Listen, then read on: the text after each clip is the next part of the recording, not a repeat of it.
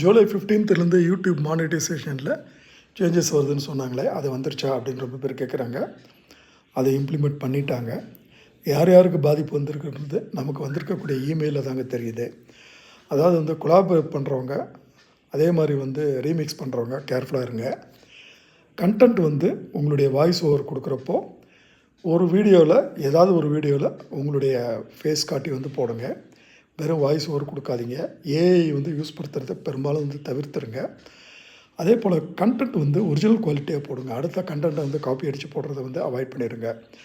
அதே மாதிரி வந்து அந்த உங்களுடைய வீடியோனுடைய குவாலிட்டி, அந்த கண்டென்ட்டுடைய குவாலிட்டி வந்து ரிப்பீட்டேஷன் வராதபடி பார்த்துங்க. இதெல்லாம் பண்ணினீங்கன்னா உங்களுக்கு வந்து இருக்காது. சரி, யூடியூப் என்ன பண்ணுது? அட்வான்ஸ்டு ஃபீச்சர்ஸ் எனபிள்டை வந்துட்டு டிசேபிள் பண்ணிடுறாங்க. இதனால் உங்களுக்கு மானிட்டைசேஷன் வர்றது வந்து நின்றுடுங்க. அதை கொஞ்சம் கேர்ஃபுல்லாக இருங்க.